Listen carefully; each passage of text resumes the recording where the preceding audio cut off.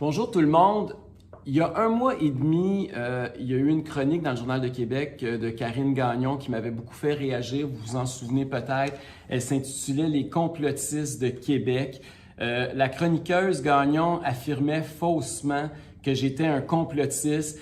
Elle allait même, et je vais vous citer textuellement parce que c'est grave, les accusations et la diffamation qu'il y avait dans cette chronique-là. Elle disait que notre discours des radios de Québec, mais j'étais le seul animateur qu'elle nommait ou chroniqueur dans ses propos. Elle disait que ça contribuait, et je cite, assurément à faire augmenter le nombre de cas de COVID-19 à un niveau record dans la région de la capitale nationale. Donc, c'est des accusations graves. Elle disait que mon discours à la radio contribuait à contaminer plus de monde et ultimement à faire mourir plus de gens dans la région de Québec.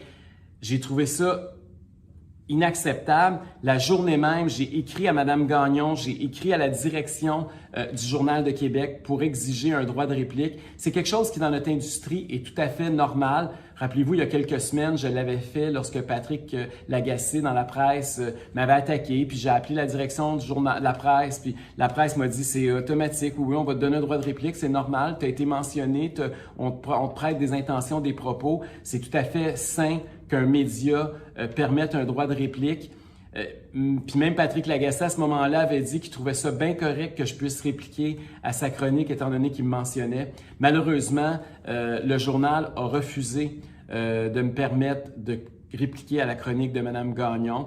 J'ai trouvé ça assez scandaleux, d'autant plus que Mme Gagnon, vous devez savoir que c'est une femme avec qui j'ai pas beaucoup comment je dirais ça, c'est une personne très sympathique dans la vie privée, mais politiquement, on n'a pas nécessairement les mêmes vues, autant au niveau de la politique municipale à Québec que de la politique québécoise dans son ensemble et même dans cette période de pandémie.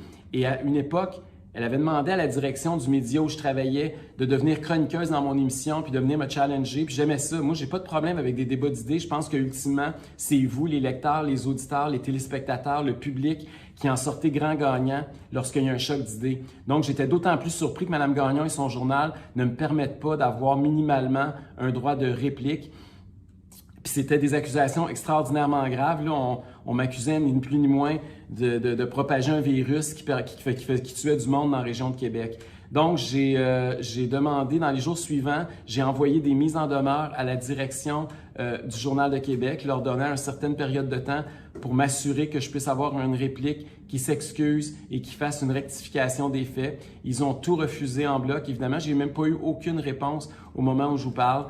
Donc, je n'ai plus le choix aujourd'hui. J'ai demandé à mes avocats d'intenter donc une poursuite contre Mme Gagnon et son journal pour diffamation. Je pense que c'est important d'avoir réparation. Ce que ces gens-là ont fait est inacceptable et je vais laisser les tribunaux à partir de maintenant faire leur travail. Je considère qu'on a le droit au Québec de poser des questions sur la façon dont le gouvernement gère cette pandémie-là. Il y a eu plusieurs décisions qui sont prises et qui sont hautement questionnables. On a le droit de trouver qu'il manque de transparence dans le processus décisionnel du gouvernement de François Legault et de la CAQ actuellement. C'est tout à fait sain d'avoir des gens qui sont plus sceptiques dans notre société. Et de commencer à vouloir diffamer contre ces gens-là, les salir, les accuser d'être des covidios ou des complotistes, ça ne passe pas. On est très loin d'un complot lorsqu'on questionne des décisions publiques d'un gouvernement démocratiquement élu. Alors, à partir de maintenant, j'en parlerai plus. Je vais laisser les tribunaux faire leur travail. J'ai confiance qu'ils sauront rendre justice. Merci tout le monde.